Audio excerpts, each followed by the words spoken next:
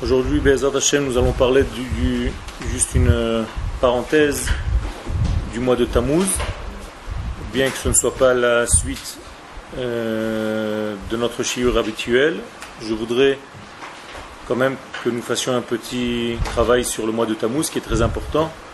Et donc j'ai écrit un shiur exprès pour ce shiur-là. הכלל העולה מסדר התהוות הדברים מתחילת הבריאה הוא. Il est une règle qui nous apparaît depuis la création du monde, et la règle nous dit la chose suivante.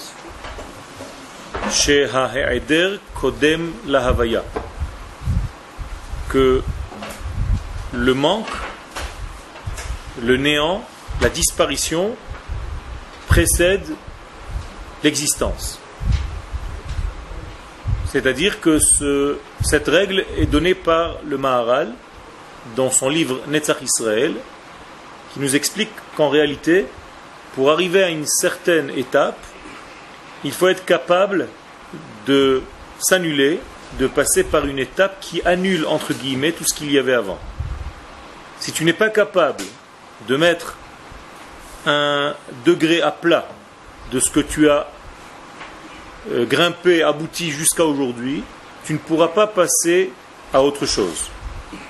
Je vais essayer d'expliquer un tout petit peu plus. D'une manière générale, dans le monde, il y a un rythme qu'Akadosh Baruch Hu a fixé depuis la création du monde. C'est que toutes les choses, lorsque nous voyons que nous passons à une étape supérieure, juste avant, il y a eu quelque chose qui annulait complètement l'étape d'avant. Par exemple, lorsque le don de la Torah est donné, le don de la Torah est donné et c'est comme une nouvelle ère. Jusqu'avant la Torah, c'est un monde sans Torah. À partir du monde de la Torah, il y a de nouvelles données dans ce monde, puisque la parole divine descend sur terre. Moralité, il va falloir, entre guillemets, détruire, en tout cas cacher, tout le degré qu'il y avait avant, comme s'il n'existait pas, bien qu'il existe. Et c'est pour ça que le mont Sinaï s'appelle en hébreu la montagne de la destruction. Très bizarre. Har Chorev. La montagne de la destruction. Pourquoi ? Parce que tu dois être capable, pour recevoir un nouveau degré, d'annuler le degré d'avant. C'est comme si le degré d'avant n'existait pas. Sinon, tu restes collé au degré d'avant et tu n'as pas la capacité d'aller plus loin. Tu es toujours sur petit à petit de ce que tu avais avant, sans la possibilité de te construire à nouveau. Donc tu vas, entre guillemets, vieillir dans un certain système et tu n'as jamais le renouveau, la nouveauté, la force de commencer quelque chose de neuf. Ça veut dire que quand on reçoit la Torah, même dans un shiur de Torah, on doit arriver avec une certaine capacité à mettre de côté tout ce que l'on sait pour écouter un nouveau cours. Après, une fois que j'ai écouté ce nouveau cours, annulé, je dois arriver à la maison pour commencer à faire un travail de tri pour savoir exactement ce que j'ai écouté. Mais si, dès le début, quand j'arrive à un cours, je suis incapable d'écouter, ce qui m'intéresse, c'est ce que j'ai moi dans la tête, je ne peux pas véritablement acquérir la Torah qui est en train d'être donnée. Est-ce que c'est clair ? C'est clair pour faire d'Afrala qu'il ne faut pas prendre ce qu'on veut savoir, ce qu'on veut prendre, ce qu'on nous arrange. Mais quand vous dites que ce qu'on a appris, il faut tout oublier, il faut enlever le niveau inférieur. J'ai pas dit qu'il faut tout oublier, je dis qu'il faut mettre de côté momentanément. Au moment où tu reçois la chose, c'est comme si tu annulais ce que tu avais jusqu'à maintenant. Sinon, tu es incapable de recevoir. C'est comme si on a eu. Non, c'est comme si. Tu ne peux pas annuler. La chose est là. C'est ton vécu. D'accord ? Il y a des choses qui se sont passées jusqu'à aujourd'hui dans ta vie. Tu ne peux pas à chaque fois annuler complètement tout et te dire « je suis quelqu'un de nouveau ». Mais en même temps, tu dois être capable instantanément d'avoir cette réflexion-là. Sinon, tu es incapable d'arriver à quelque chose de neuf dans ta vie. Tu seras toujours un vieux qui avance. Et les choses que tu auras acquises, elles aussi vieilliront. Et donc, et il n'y aura pas véritablement de sang neuf dans tout ce que tu fais dans ta vie. D'accord, on a besoin d'une étape du mois d'avant pour la guider. Sinon, pourquoi je m'appuie Encore une fois, j'ai dit que c'est momentané. Sinon, tu ne peux pas recevoir quelque chose de neuf. Une fois que tu as reçu d'une manière neutre ce que tu as à recevoir maintenant, tu vas faire le travail chez toi à la maison pour savoir reconstruire et comment c'était avant et qu'est-ce que je fais par rapport à ça. Mais au moment du passage, on doit quitter l'autre passage. La chose est simple. Okay? Si je dois avancer un pas dans ma vie, je dois lever mon pied. On est d'accord ? Au moment où je lève mon pied, qu'est-ce que ça veut dire ? C'est exactement comme l'expression lever le pied, lève le pied. Si tu lèves le pied, tu quittes instantanément, momentanément le degré dans lequel tu étais pour arriver où ? À un degré de plus. Mais si tu es incapable de quitter le pied, de lever le pied, tu n'avanceras jamais. Tu feras du surplace dans ta vie. Donc vous comprenez ce secret ? Ce n'est pas quitter complètement le sol, puisque un instant plus tard, tu vas reposer ton pied, mais tu vas le reposer un escalier plus haut, une étape plus loin. Donc tu dois être capable dans ta vie, de temps en temps, quand quelque chose de nouveau apparaît dans ta vie, d'être capable de t'annuler, de te mettre à zéro, pour pouvoir accéder à la prochaine étape. Sinon, encore une fois, tu vieilliras, ton état va, entre guillemets, pourrir du vieillissement dans lequel tu es complètement coincé et dont tu ne peux pas te détacher. Et c'est dans notre tête quelque chose de très important, c'est-à-dire qu'en même temps, il faut être un vieux, avec toute la connaissance que j'ai acquise jusqu'à maintenant, et en même temps être un yannick, c'est-à-dire un tout petit nourrisson qui veut téter de quelque chose de nouveau. Et si je ne sais pas faire le lien entre ces deux degrés, d'être en même temps vieux et très jeune, vieux par ma connaissance et très jeune par mon désir, par ma flamme, par quelque chose de très frais, qui me fait avancer, eh bien il y a quelque chose qui me manque. Rabbi Nachman de Breslav dit d'une manière claire, je n'aime pas les vieux. Très bizarre. Qu'est-ce que ça veut dire je n'aime pas les vieux ? Je n'aime pas ceux qui restent coincés dans un système et qui n'arrivent pas à avancer parce qu'ils ne savent pas se mettre à zéro pour avancer à une étape suivante.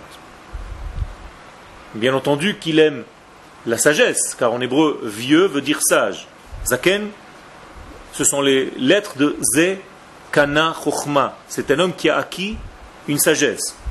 Mais, malgré tout, il faut être capable de quitter cette vieillesse, entre guillemets, celle qui est sclérosée, qui ne bouge pas, pour avancer une étape suivante. Et là, dans le shiur que je vous propose aujourd'hui, on va voir, Be'ezrat Hashem, que l'ordre du monde a été fabriqué de cette façon-là. Est-ce qu'il y a des questions pour l'instant ? Alors j'avance.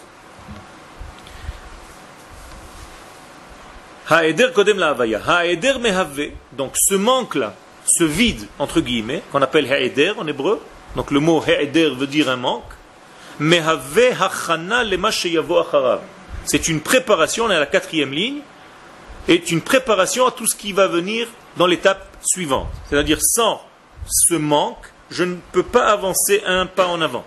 Velachen, et c'est pourquoi, Nershavhu, il est considéré, le chelek bilti nifrad mehabinyan atzmo, le manque, le vide qui a précédé, ce passage à zéro, est une partie obligatoire, inséparable, du processus tout entier.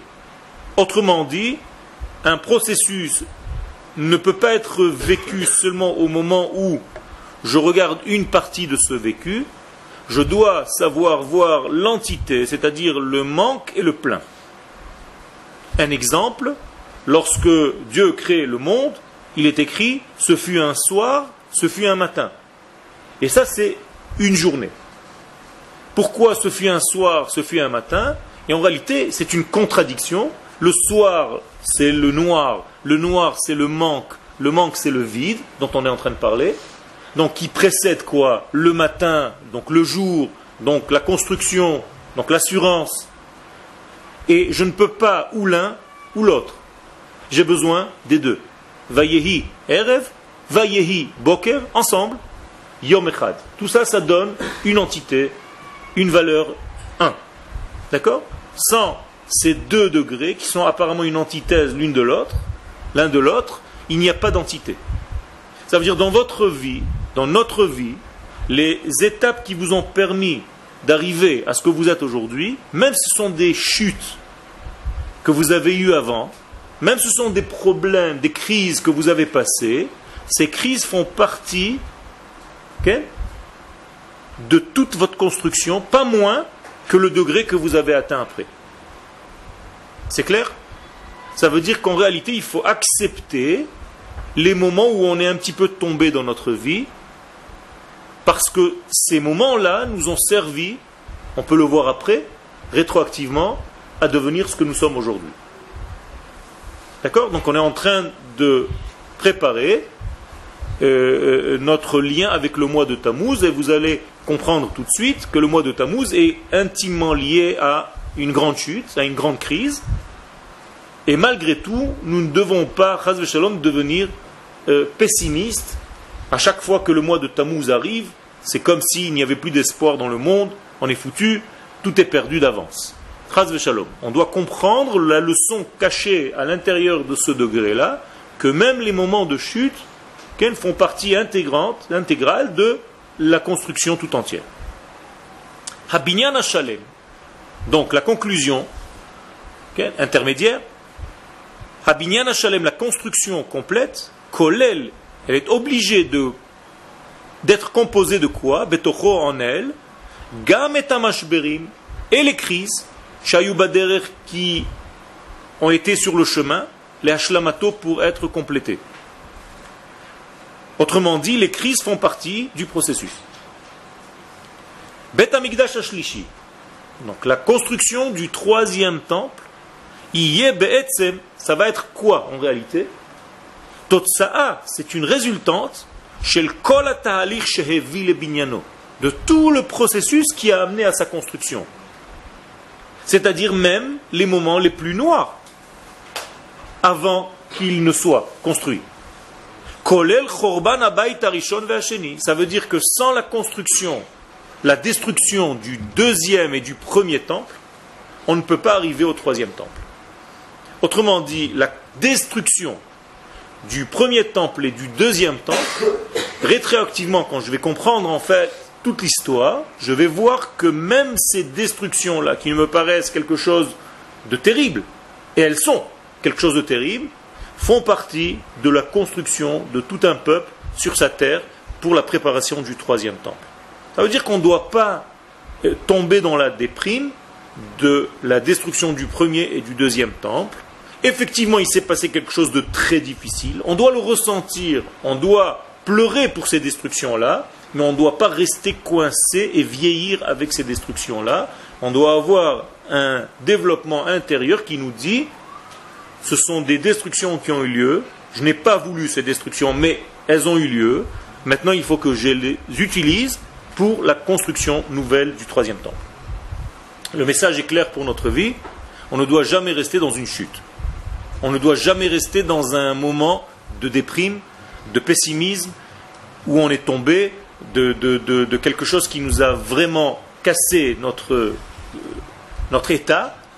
Et on ne doit pas avoir peur de considérer que malgré le mal que je ressens maintenant, c'est une étape pour ma construction de demain. C'est clair? Donc c'est une leçon très optimiste de vie, c'est très juif, et chaque chute fait partie de ma construction. Sheva Yipol Tzadik Vekam. 7 fois un tzaddik tombe durant sa vie et il se relève. Qu'est-ce que ça veut dire 7 fois? C'est pas 1, 2, 3, 4, 5, 6, 7, c'est beaucoup de fois. Car le chiffre 7, encore une fois, je vous le rappelle, est un chiffre qui est relié au cycle de la nature. Donc dans la nature, ce que veut dire nos sages, c'est que dans la nature, même un tzaddik n'arrête pas de tomber sans arrêt. Mais il se lève. Quelqu'un qui tombe et qui reste en bas, c'est quelqu'un qui n'a pas de sang nouveau, donc qui n'est pas jeune, qui n'a pas cette force, cette ardeur, cette puissance de se relever parce qu'il n'est pas optimiste. Donc lorsqu'il tombe, c'est en réalité sa mort. Et là, les sages nous disent, il ne faut pas développer un système tel que celui-ci, il est dangereux. À chaque fois que tu tombes dans ta vie, bien entendu, tu ne vas pas te porter volontaire pour tomber, mais si tu es tombé, chas v'shalom, eh bien ne reste pas dans cette chute. Remonte parce que ça aussi, ça fera partie finalement de toute ta construction. Kvar bebriat haolam neemar, donc je redis maintenant sur texte ce que je vous ai dit tout à l'heure oralement. Il est déjà écrit dans la construction du monde, dans la création du monde, Ve'haaretz haïta tohu vavou, que la terre était tohu bohu. Vous vous rappelez? Ve'choshech al pene tehom, et que le noir remplissait les abîmes. Qu'est-ce que ça vous donne comme connotation? C'est quelque chose de positif ou négatif? C'est négatif. Il y a une destruction.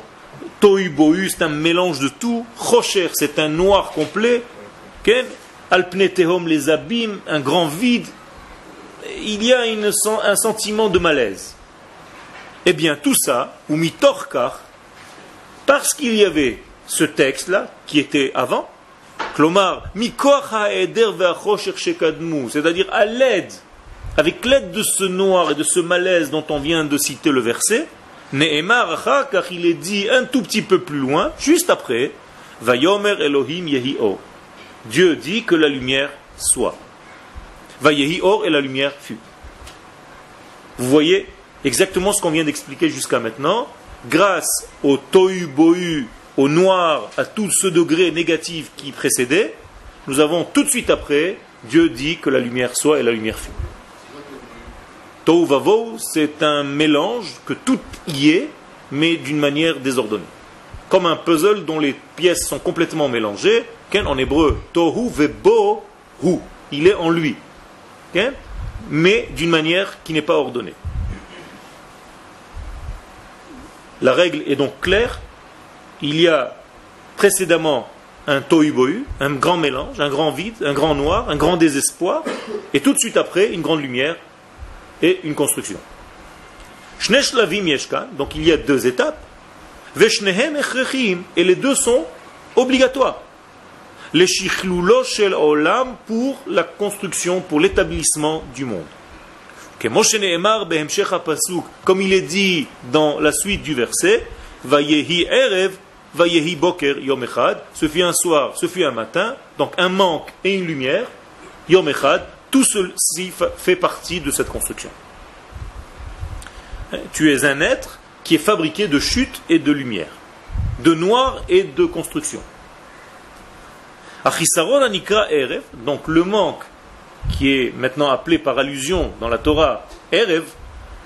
Qu'est-ce que ça veut dire erev? Mélanger. D'accord? Mélanger. C'est-à-dire le erev est un mélange, les arvev, les arev. La tfila de Arvit, c'est une tfila qui est dans un moment où les choses se mélangent un tout petit peu. Donc, Vayehi erev, ce fut un soir, ce fut un mélange dans ma tête. Vayehi boker, que veut dire boker? Si c'était juste pour que tu me dises le matin, j'aurais pas posé la question, elle est claire, mais qu'est-ce que ça veut dire dans le sens profond? Tu as raison, ça veut dire le matin, mais d'où vient le mot? Qu'est-ce que c'est bakara?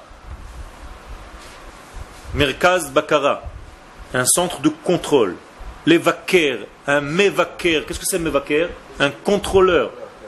Quand vous montez dans un bus, s'il y a un contrôleur qui monte pour voir les billets, ça s'appelle un mevaker. Donc le mot boker, c'est quelque chose de net, qui fait un tri. Regardez bien l'antithèse. Vayehi erev, ce fut un mélange où il n'y a pas de tri, on ne sait pas faire un tri. Vayehi boker, nous avons un tri, quelque chose de très clair, de fixe. Et tout ça, ça s'appelle Yom Echad. Mais pourquoi c'est pas clair erev?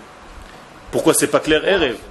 Quand je te sors dans la rue le noir, c'est clair ou c'est sombre? Non, mais il y a la différence entre le jour et la nuit. Alors? Donc c'est clair qui fait nuit. C'est sombre. C'est clair qu'on n'y voit rien. D'accord. Donc, en réalité, les choses se mélangent.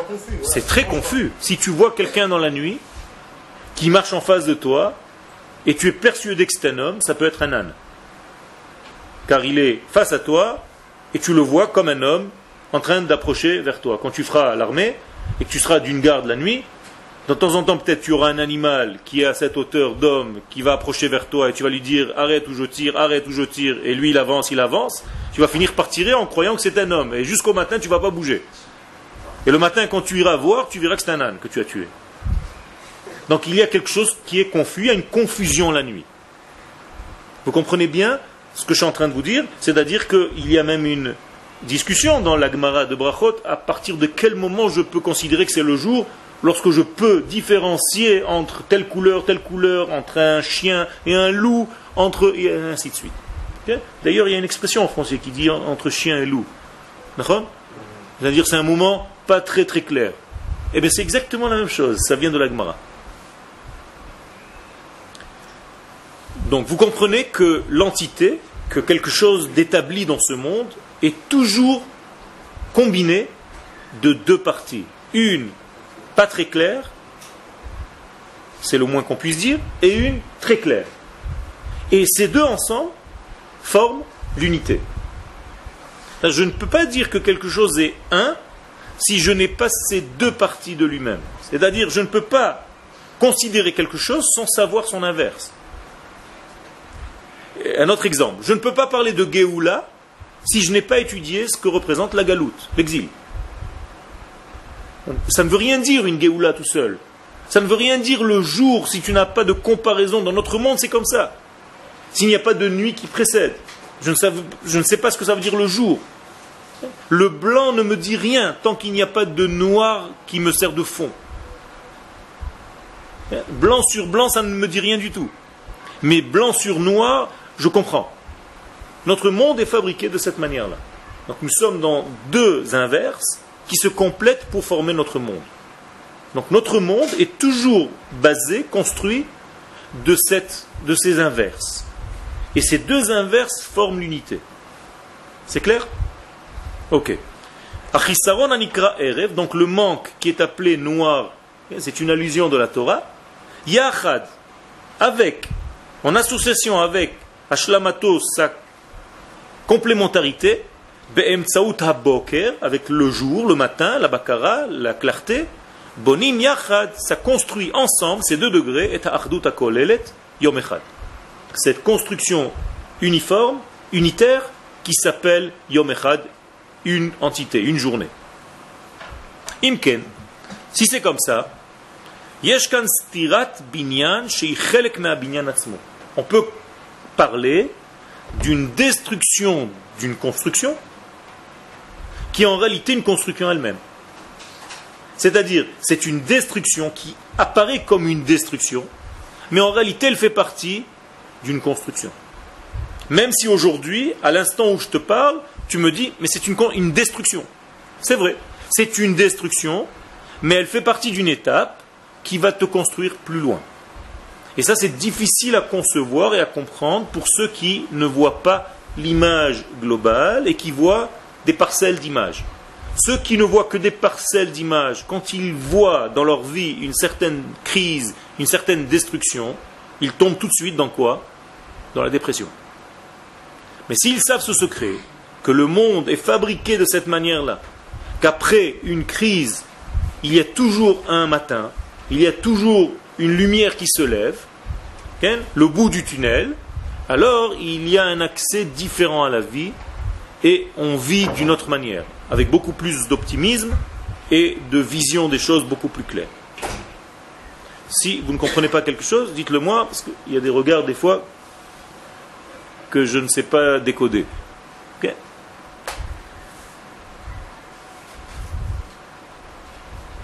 Stirat zekenim binyan. Et ça, c'est une expression de nos sages. Stirat zekenim. Qu'est-ce que ça veut dire stira? Non, pas une stira avec une tête. Avec une tête, stira avec une tête, c'est une claque. Mais stira avec un taf, c'est une contradiction. L'histor. Okay? L'histor, c'est contredire. Donc, stirat zekenim, la contradiction des vieux, qu'est-ce que c'est? Binyan, c'est une construction. Est-ce que vous comprenez cette parole de nos sages? Quand tu sais contredire ton degré vieux, en réalité, qu'est-ce que tu es en train de faire? Tu es en train de te construire. C'est-à-dire, ne te laisse pas endormir, ne te laisse pas vieillir, ne te laisse pas scléroser par toutes les habitudes et la manière que tu as eue jusqu'à aujourd'hui, parce que tu vas devenir un vieux garçon. Okay? Ne te laisse pas. Sache de temps en temps dans ta vie casser ce degré-là, contredire ce degré-là, et là tu vas être dans un degré de binyan, de construction. Sortez, quittez un petit peu ce que vous avez l'habitude de faire. Itna'ari me'afar kumi. Secoue-toi, enlève toute la poussière que tu as sur toi parce que tu ressembles à un vieux tableau. Me'afar kumi, lève-toi de cette poussière et tu vas en réalité fleurir. Et les gens qui font ce travail-là dans leur vie rencontrent d'autres personnes, rencontrent une nouvelle force, ils ont une nouvelle lumière et ils sont beaucoup plus en joie alors qu'ils étaient jusqu'à maintenant dans une certaine mélancolie, dans une certaine peine, une certaine angoisse, un petit peu éteint. Il faut se rallumer dans notre vie. C'est vrai ? Achidouche ou basé. Alors maintenant, quelle est la nouveauté de tout ce qu'on vient de dire ? La nouveauté, elle est encore plus forte que ce que nous avons dit jusqu'à maintenant. C'est que lorsque je me brise de quelque chose, j'ai été brisé. En réalité, avant d'être brisé, j'avais une construction ou pas ? Oui, évidemment. Sinon, on brise quoi ? Donc, s'il y a une brisure, c'est qu'il y avait une construction qui était avant. Maintenant, après la brisure, il y a une nouvelle construction. Alors, quelle est la différence entre la première construction, celle qui était avant la brisure, et la construction qui viendra après la brisure ? Est-ce que vous avez compris la question ? Alors, quelle est la réponse ? Qu'est-ce que ça veut dire mashou acher ? Et à quoi ça sert ? Ça veut dire quoi ? Ça veut dire que la nouvelle construction sera meilleure que l'ancienne. C'est ça le principe de la vie. D'une manière générale, c'est ce qui se passe. C'est qu'on devienne meilleur. C'est-à-dire qu'à chaque fois que tu t'es cassé, entre guillemets, l'étape suivante, même si ce n'est pas tout de suite, un peu plus loin, tu verras que tu auras grandi en fait de cette brisure, beaucoup plus fort que ce que tu avais au départ. Petit exemple. J'ai reçu la Torah quand j'étais dans le ventre de ma maman, comme chacun de nous. Dans le traité de Nida, à la page 30, la Gemara nous raconte que le bébé dans le ventre de sa mère étudie toute la Torah tout entière, il connaît tout. C'est un ange qui vient lui enseigner la Torah. Lorsqu'il sort, qu'est-ce que la Gemara nous dit ?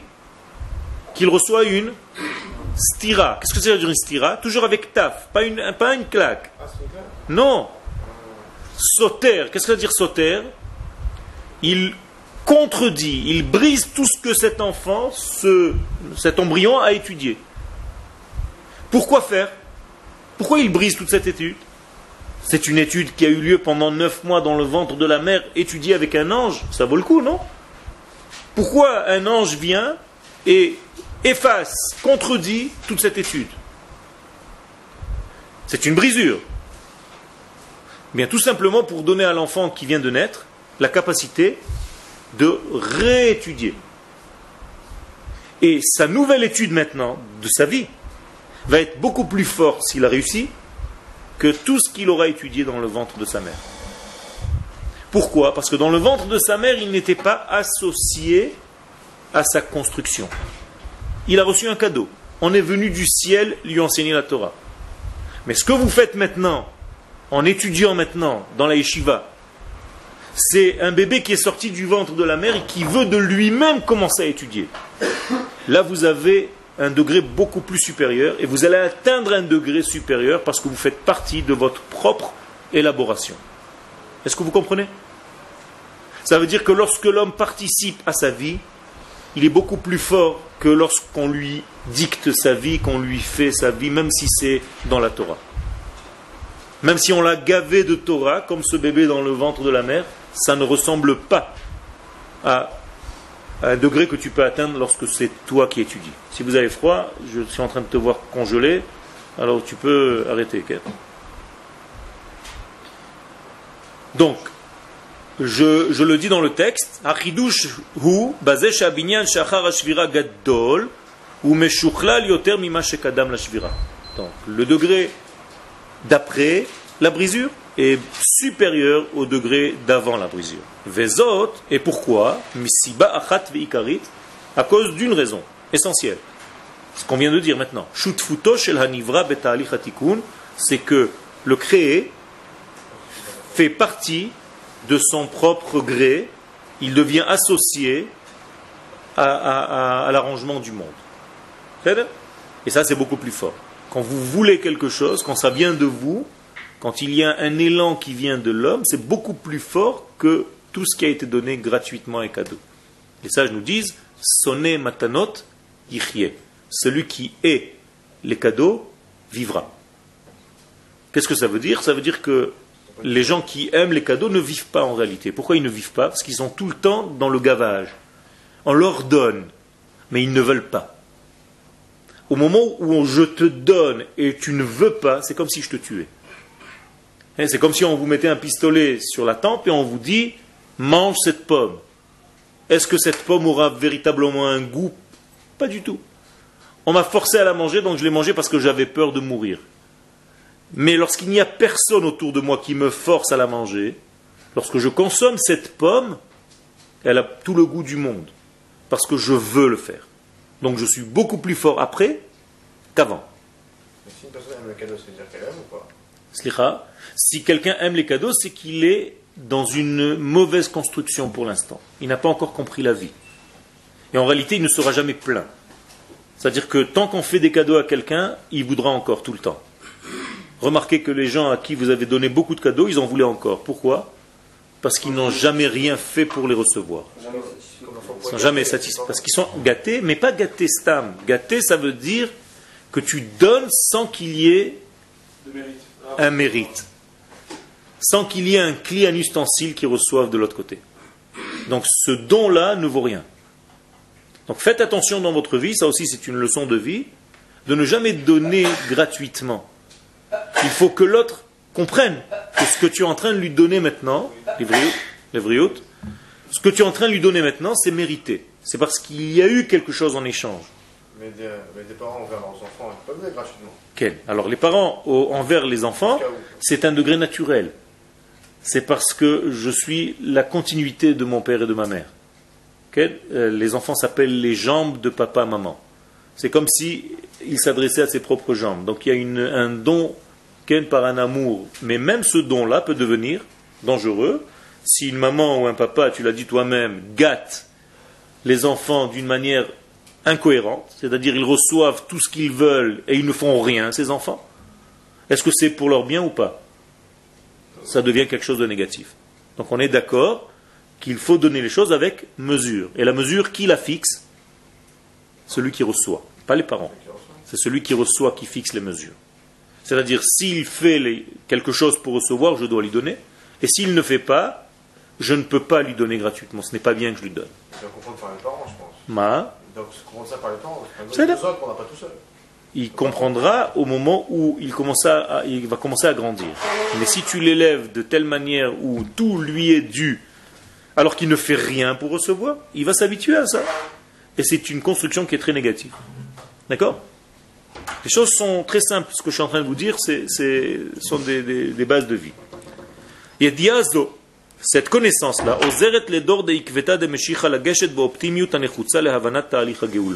cette compréhension de tout ce qu'on vient de développer maintenant, nous aide à la période messianique d'aborder le sujet avec beaucoup plus d'optimisme. Parce que l'époque n'est pas facile. L'époque messianique est très dure et complexe. Et donc, cette étude qui est approfondie dans la Torah, ça va nous préparer, cette étude, à comprendre comment accéder à cette période messianique, avec tout le bien que ça doit donner. On ne peut pas approcher cette époque en ne sachant pas voir les choses, parce qu'on risque de tomber dans une grande déprime. Et donc, la condition sine qua non pour vivre cette époque normalement, sainement, c'est d'étudier le processus qu'Akadosh Baruch Hu a fixé dans ce monde. Ce qu'on est en train de faire dans ce cours-là. Et si c'est vrai ce qu'on vient de dire, que chaque fois qu'il y a une construction qui lui précède une destruction ou un manque, c'est ce qu'on a dit tout à l'heure, ça veut dire que ce manque, c'est un manque de ce qu'il y a eu avant. Et donc, Ce qu'il y a eu avant, ça m'intéresse moins que ce qu'il va y avoir après le travail que moi je fournis. Okay? Alors à quoi ça sert ce qu'il y a eu avant? C'est la marche précédente pour monter.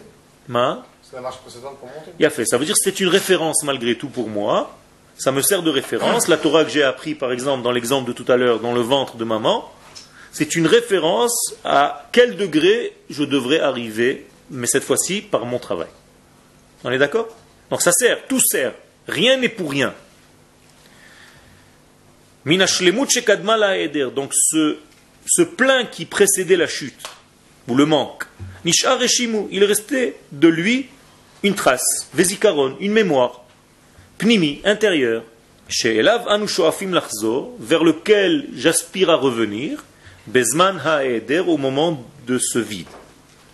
Donc je me rappelle qu'il y a eu un plein. Et ça va me donner un moteur pour avancer vers ce plein. C'est pour ça que les sages ont parlé d'une brisure de quelque chose qui était vieux. C'est-à-dire il y a eu déjà une acquisition. Mais cette acquisition n'était pas valable véritablement parce qu'elle était donnée gratuitement.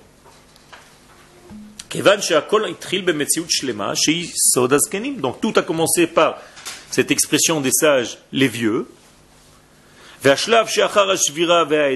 après cette étape, après cette brisure, après ce manque, après ce vide, il y a une nouvelle construction, ce qu'on appelle le yannick, l'enfant qui va téter, qui va être beaucoup plus fort, avec beaucoup plus d'ardeur pour étudier, comme les enfants ou comme quelqu'un qui fait tchouva.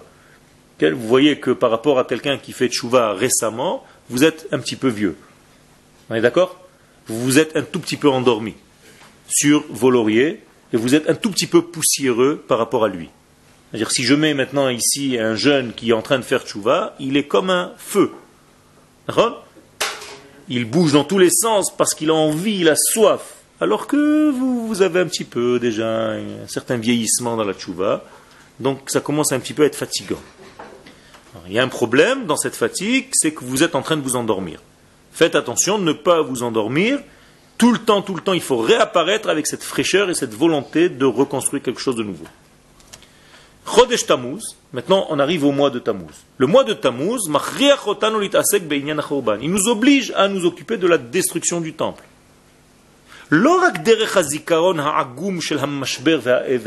Pas seulement lorsqu'on se souvient du deuil de cette destruction.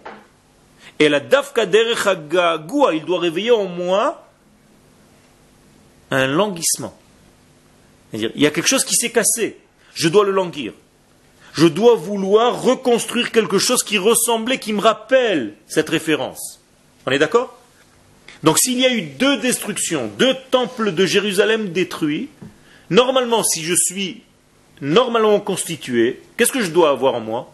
Un languissement, un désir très profond de réatteindre ce degré-là, avec la nouveauté, bien entendu. Je ne peux pas revenir aux 2 temples qui ont été détruits, mais je dois absolument aspirer à un 3e temple, qui va être en réalité beaucoup plus fort que les 2 premiers. Mais si je n'ai pas cette aspiration, si je ne languis pas le 3e temple, j'ai quelque chose de malade en moi. Vous comprenez? Ça veut dire qu'il ne me manque rien. Donc je n'ai pas compris encore. Parce que je n'ai pas encore étudié. Donc je ne sais pas encore. Quelqu'un qui se suffit de la période dans laquelle il est maintenant, il se dit, ouais, ça va très bien, il n'y a rien à vouloir de plus. Il y a un problème. Quelqu'un qui n'a pas d'aspiration de vie pour demain, c'est quelqu'un qui est quand même un petit peu vieux. C'est d'ailleurs le caractère, c'est comme ça qu'on caractérise la vieillesse. Le vieux n'attend plus rien de demain. Il se rappelle toujours d'hier. Il y a hasra. Alors que normalement, si vous êtes sain, de corps et d'esprit, vous pensez à demain, à ce que vous allez faire, quand vous allez vous marier, quand vous allez construire une famille, quand vous allez... et ainsi de suite. Si vous ne pensez pas à ça, il y a un problème. Ou vous êtes encore très jeune, ou alors, chas v'shalom, vous avez vraiment vieilli. Chazal melamdim otanu. Si on ne pense pas sur une famille, on c'est la même chose, tu as des buts dans ta vie. L'un dans des buts, j'ai sorti quelque chose, peut-être ce n'est pas encore le but aujourd'hui dans ta vie, mais demain ça le sera. Ou après-demain. D'accord? Si aujourd'hui tu as un autre but intermédiaire, il est valable aussi. D'accord? Je ne sais pas, de te trouver une parnassa, de gagner ta vie, et ainsi de suite. C'est valable. Si son but à lui, il n'aboutit pas justement à aller créer une famille, c'est pas plus important de créer une famille plutôt que d'aller à son propre. Il y a des étapes. Il y a des étapes dans la vie. Si pour créer la famille, qui est une étape dans 5 ans, je dois aujourd'hui m'occuper d'une étape intermédiaire de gagner ma vie, de m'établir, c'est pas plus mal. Et si on sait qu'on la créera pas. Si tu ne veux pas créer une famille, c'est un autre problème. C'est déjà plus complexe. Okay? Il faut te faire suivre. C'est là. Mais on peut parler de ça. Mais d'une manière générale, quelqu'un a toujours une envie de construire quelque chose. Peu importe maintenant si ce n'est pas... Je ne vais pas rentrer maintenant dans le détail, mais vous m'avez compris le sens général. Il y a déjà quand même un désir, même si ce n'est pas l'autre désir. Mais on peut quand même se faire suivre. Top. Et il est d'accord. Suivons-le. Top. La Gemara dans Yoma, à la page 9, nous dit Bait Sheni, la destruction du deuxième temple, chez Anu Bekiim Baem, que nous savons clairement, chez Ayu Oskim Batora, qu'ils étaient, les hommes de cette époque, très très forts dans la Torah, ou Begmilut Chasadi, mais très très forts dans le partage, dans l'aide à autrui. Mipne Macharav, la question de la Gemara est claire, pourquoi alors il y a eu destruction? Et ils étaient, hein? Mipne sinat chinam, dit la Gemara, parce qu'il y a eu de la haine gratuite chez Aïta Benehem entre eux. Regardez bien, la Gemara ne dit pas qu'ils n'étaient pas religieux, ces gens-là. Elle ne dit pas qu'ils n'observaient pas le Shabbat. Elle ne dit pas qu'ils n'étudiaient pas la Torah. C'était des top niveaux dans la Torah, dans le Shabbat, dans les mitzvot, dans tout ce que vous voulez. Alors pourquoi il y a destruction? Ouais, mais si, justement, ils disent que c'est un trinam, c'est pas Torah. C'est pas Torah. Il y a fait. Ça veut dire quoi? Ça veut dire que tu peux, malheureusement, croire que tu es dans la Torah, mais il te manque en réalité l'essentiel de la vie. C'est la haine de l'autre. Ou l'amour de l'autre. Okay? Ça veut dire que tu peux être, soi-disant, un homme pratiquant la Torah, les mitzvot, mais s'il te manque l'essentiel de l'amour d'autrui, de ton frère Israël, de ton peuple Israël, de toi-même, il y a un problème avec ta Torah. Hein? Ça veut dire que ce qu'il a étudié, pour l'instant, n'est pas véritablement une Torah qui est accompagnée de derech eretz, de vie. C'est pas pire que ça, même. Okay? C'est pire que ça, mais je ne veux pas rentrer maintenant parce que ce n'est pas mon sujet. Mais sachez qu'il y a eu destruction du temple. Ce n'est pas rien. Sibat Chorban Bet Hamikdash. Donc la cause de la destruction du deuxième temple, ce n'était pas une raison religieuse. Hagmara Omeret Zot Beferush, la Gemara le dit. Shayu Oskim Batorah, ils étudiaient la Torah, ils connaissaient la Torah. Chorban Aya Totsa'a Shel Shchitut Musarit. Le problème, c'est qu'il y avait une dégradation au niveau de la société. Et c'est pour ça que le prophète Isaïe demande au peuple d'Israël vite de corriger ce problème. Et il le dit dans Isaïe, premier chapitre, au verset 16. Rachatsu, lavez-vous, nettoyez-vous, hizaku, devenez purs, hasiru roam alalchem ineged enai, enlevez le mal que vous êtes en train de faire devant mes yeux, je ne peux plus supporter ça. Chidlu harea, arrêtez de faire du mal. Limdu heitev, étudiez véritablement la Torah. Pour l'instant, vous n'avez pas étudié comme il faut. Dirshu mishpat, soyez juste, honnête, éthique, moral. Ashru chamot, shiftut yatom, faites l'équilibre chez celui qui n'a pas, chez celui qui est orphelin. Rivu almana, protégez une femme qui vient de perdre son mari. Soyez des hommes bons. Ça ne m'intéresse pas seulement que vous soyez des étudiants en Torah si vous n'avez pas de vie. D'accord? Ça, c'est les paroles du prophète, donc les paroles de Dieu.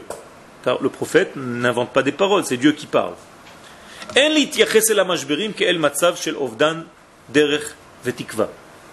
Conclusion. Nous ne devons pas nous référer à la destruction du temple comme quelque chose qui est en fait foutu. On a eu la destruction, oh, il faut que je pleure, je vais mourir, on est tous dans un état... Chas v'shalom. La brisure des premières tables elle aussi, qui a eu lieu quand? Le mois de Tammuz. Elle aurait pu nous briser complètement. C'est-à-dire, elle aurait pu faire du peuple un chiffon. Les brisures des tables auraient pu être comprises comme quelque chose de très négatif.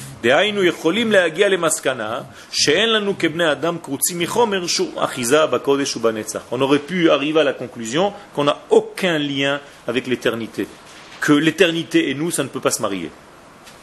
Ça veut dire que Dieu ne peut pas rencontrer les hommes. Que Dieu ne peut pas descendre sur terre. La preuve, à chaque fois qu'il descend, il fait une tentative, ça se casse. Comprenez le secret? Donc cette faille immense qui a été créée dans la brisure des premières tables de la loi, il aurait pu nous conduire à un désespoir. Ça aurait pu nous casser, nous briser toutes les fondations, les fondements de notre foi, de notre émouna, de notre certitude divine. Et elle aurait pu, cette brisure, mettre un doute dans le sens même de la vie. Il y a des gens qui ont des doutes que la vie est un sens. Ils se demandent quel est le sens de la vie. Cette vie n'a aucun sens, on est là, on vit, on va mourir. Tout est très pessimiste comme ça, comme s'il n'y avait rien. Ça, c'est un danger, ce n'est pas juif. Quelqu'un qui ressent une chose pareille doit vite se faire suivre, encore une fois. Il y a beaucoup de suivi. La reine ba Torah. Je te regarde pas, hein? C'est pas pour toi. Hein? C'était pour... Lui, non, il a besoin de te suivre. Beaucoup. La reine ba Torah, c'est pour ça que la Torah vient. Les Chadesh la nous davar nifla, nous donner une nouveauté extraordinaire. Amelamed, quelle est cette chose extraordinaire? Elle vient nous enseigner que même la brisure fait partie de l'entité. Ne crois pas que si quelque chose s'est brisé dans ta vie, c'est foutu. D'accord? On est d'accord. Shvirat aluchot, donc la brisure des premières tables, ba lomar lola adam, elle est venue nous enseigner quelque chose qui gam la mashberim yesh mashmaut, que même les brisures ont un sens. Vous savez où est-ce qu'on a placé ces brisures? Qu'est-ce qu'on en a fait? On a ramassé les bouts dans le haron, avec les deuxièmes tables. Si ça ne valait rien, ces brisures, maintenant qu'elles se sont brisées, on aurait dû les jeter à la poubelle. Un souvenir. Non, ce n'est pas un souvenir. Ce n'est pas un souvenir, c'est une leçon de vie. C'est que ta vie est faite de deux choses dans ton armoire. Elle est faite de ce qui est construit et aussi de tout ce qui t'a cassé. De toutes les failles que tu as eues, de toutes les tâches que tu as en toi. Ça aussi, ça fait partie de ta vie. Est-ce que vous comprenez? C'est une leçon extraordinaire, elle est belle cette leçon. Ça veut dire qu'il ne faut pas que vous vous voyiez comme quelque chose de négatif. Il faut que vous acceptiez vous-même que même les tâches que vous avez, que même les choses négatives que vous pensez de vous-même, ça fait partie de votre vie. Ça peut être quelque chose de très beau. Un jour, quelqu'un m'a dit, à juste titre, tu sais, même la girafe a plein de taches. Et pourtant, c'est ce qui fait sa beauté. Ça veut dire que nous aussi, nous avons des tâches dans notre vie. Et ces tâches font partie de notre beauté. Il ne faut pas les négliger. Et même les tables qui sont venues du haut, du très haut, qui étaient une matière divine et une écriture divine. Les premières tables, c'était comme ça. Je vous rappelle. Regarde, même là-bas, il y a eu une brisure. Alors, pour qui tu te prends, toi? C'est sûr que nous avons des brisures. Nous sommes dans ce monde et il y a des brisures, il y a des cassures, il y a des chutes, il y a des failles. Donc il faut que tu comprennes que ça fait partie de ta construction et c'est inséparable, comme la nuit et le matin, de la nouvelle construction. Donc quelque chose doit pousser de ça. Et c'est pour ça que nous avons eu les deuxièmes tables. Ça veut dire que les deuxièmes tables, c'est une résultante des brisures des premières tables. C'est pour ça qu'après on a construit le Mishkan. Et qu'il y a eu beaucoup de choses. Apparemment, on était à la mort, à l'article de la mort. Et pourtant, il y a eu une vie beaucoup plus forte après. Ce qui est paradoxal. Maintenant, vous comprenez pourquoi. Imken. Donc nous avons 3 étapes. Nous allons terminer le cours avec ça.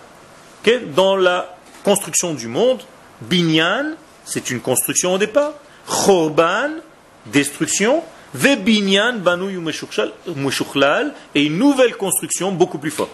Donc construction, destruction et reconstruction beaucoup plus forte. On est d'accord?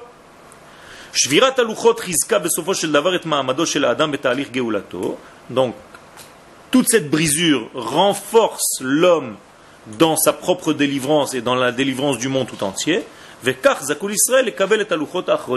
donc nous avons reçu les deuxièmes tables. Qu'est-ce qu'il y avait de différent dans les deuxièmes tables par rapport aux premières? Que la matière était une matière qui est venue d'en bas, de ce monde. L'écriture était toujours une écriture divine. Oui. Mais la matière était une matière humaine. Non, ça c'est pour casser les tables pour construire le Beth Amikdash. D'accord? Maintenant, pour casser les pierres. Maintenant, donc vous comprenez qu'en réalité, quelle est la nouveauté donc dans les deuxièmes tables? C'est que l'homme participe. Il a amené de sa matière, il a amené de lui-même. C'est ce qu'on a dit jusqu'à maintenant. Il a fait, amène de ton effort. Donc toutes les brisures, toutes les cassures, toutes les crises qu'on va subir dans notre histoire, et en tant que peuple et en tant qu'individu, mais Koram Beotom Ashber, elles tirent leur source toujours dans cette brisure des premières tables. Mais si on comprend ce système, nous sommes sûrs que de toutes ces brisures va pousser une grande lumière. Donc, comment il faut considérer ces crises de la vie? Comme des moments de réflexion. C'est comme si Akadosh Baruch Hu nous donnait un moment de vide pour faire le point. Donc ils vont nous permettre de faire le point sur notre vie, car il y a un silence. Il y a un silence radio de Dieu. Dieu s'échappe, entre guillemets, il éteint le contact. Et au moment où Dieu éteint le contact, d'un côté ça nous fait très peur, parce qu'on a l'impression qu'on a été lâché. D'un autre côté, qu'est-ce qu'il faut faire véritablement et justement à ce moment-là? Commencer à faire un travail de toi-même. Quand tu sens un vide, commence à bouger.